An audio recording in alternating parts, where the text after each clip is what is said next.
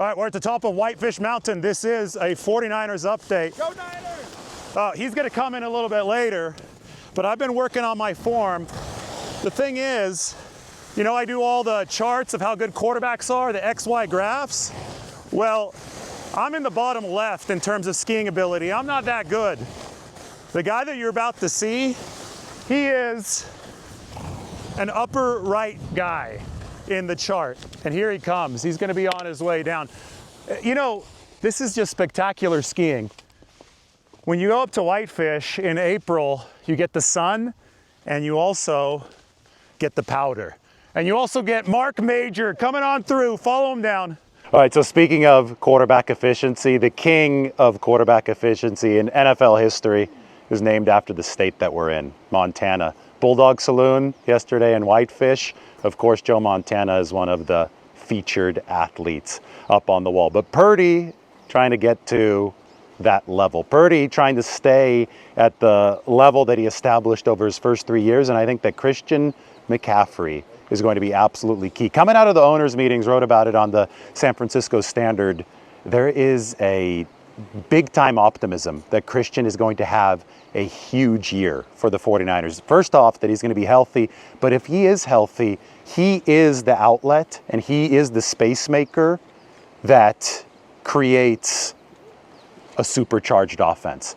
Christian, I don't think they're throwing to him enough. Christian McCaffrey in 2019 had over 1,000 receiving yards, and he was at about 8.7 yards per reception. Think about this. This is some of the untapped potential that the 49ers have right now. Isaac Guerendo, entering his second year, was targeted 18 times last year. 17 of those targets turned into catches. He was at 10.1 yards per reception.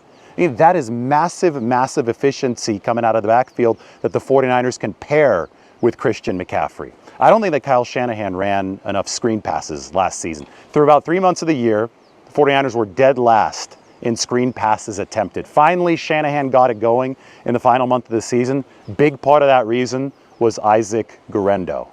Guerendo was a receiver back in college. So you've got a guy who is a wide out, who can catch. I mean, we saw the wheel route against Detroit. That was a really, really impressive play. Almost as pretty as the background behind me. This is Lake McDonald in Glacier National Park, by the way. We're still in Montana. So we're talking about Joe Montana, talking about Brock Purdy, but now flipping this to Christian McCaffrey and Isaac Guerendo. And, you know, if you could deliver that kind of threat out of the backfield of a play like this, then space opens on the field. And so it is about creating spacing with a dynamic and adaptable threat. And that's what has made Christian McCaffrey the unique player that he is. That's what's made him so difficult to replace. But Isaac Guerendo, again, at 10.1 yards per reception, that is an absurd number. At 17 receptions and just 18 targets, that's a very efficient number. Guerendo might be the guy that can pick up that slack for McCaffrey next season whenever McCaffrey is on the sideline. Keep Christian fresh, keep the offense rolling. That's what the 49ers have to do to create the space on the field. The space as beautiful as this one when we look back at Lake McDonald. Now, this is the time of the year that it's still technically closed here at Glacier Park. Now, you could obviously head into the park. We didn't have to hop any fences to do this, but we didn't have to pay. There still is snow at the top of these mountains, and the water is perfectly tranquil and still. Sometimes at this time of the year, you know, we were skiing as well. It's a little bit muddy in Montana at the ski resort, but this time of the year, it dumped snow a few days ago, and we get the sunshine. Spring skiing is the best that there is. They even had pond skimming going on at Whitefish Mountain Resort. That, I think, is the perfect transition from ski season to summer season on lakes like these. You could water ski on a lake like this. Well, maybe not. It's a national park. They may not let you do that later in the year. But the pond skimming was really cool. I'm trying to think what my favorite costume was. There are even people who went in tandem. There were people doing flips.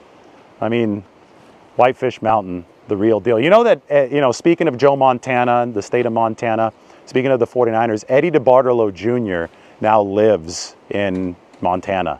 His ranch is between Whitefish and Kalispell. So he has picked this as his residence after leading the 49ers to all those Super Bowls back in the day. Now, with Eddie D, it's really funny because we talked to Jed York, at the owners' meetings. And this is something heading up into the NFL draft that I think is really relevant.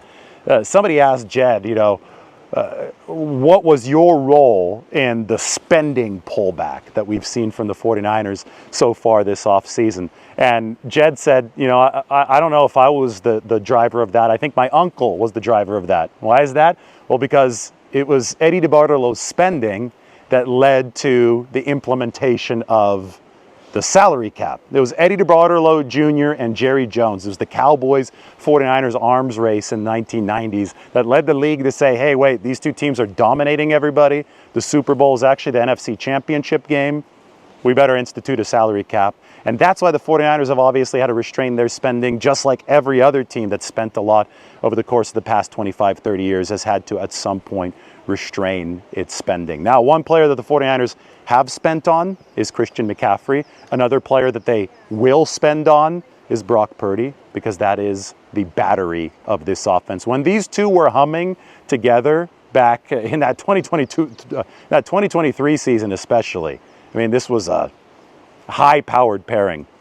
There's a reason why these are two big money players for the 49ers who are going to fit under the roof of the salary cap. And then you fill out with depth at the margins and depth to get that full 53-man roster filled. You fill it out with guys like Isaac Guerendo on rookie deals to make it all work. So even though the time of Eddie DeBartolo Jr. is over, even though the time of Joe Montana is over for the 49ers, they can still enjoy some of the riches of the past moving into the future with talents like Brock Purdy, Christian McCaffrey under contract. You try to reprise the past with, it's really Walshian, isn't it? You go back to what Bill Walsh liked to do, Montana to Roger Craig coming out of the backfield for the 49ers, Roger Craig being that dual threat. He was the first 1,000 guy, 1,000 rushing yards, 1,000 receiving yards in a season. Well, Christian McCaffrey is one of only 4 players to have ever done that as well. McCaffrey's on that list with that 2019 season in Carolina. And he just got his jersey retired at Valor Christian High School in Denver. We had to actually fly through Denver to get here. And I saw that picture and I just, remember how dominant Christian McCaffrey was back when he was healthy for the 49ers. And I think that could really happen again here. I'm not saying 1,000, but I think the 49ers do need to throw to Christian McCaffrey a little bit more. Because the closer you can get to that shows that Kyle Shanahan's offense, just like Bill Walsh's offense, is approaching its adaptable, versatile ideal.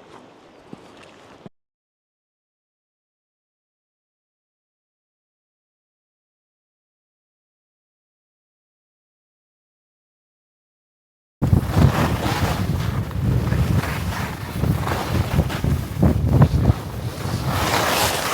was awesome. Badass.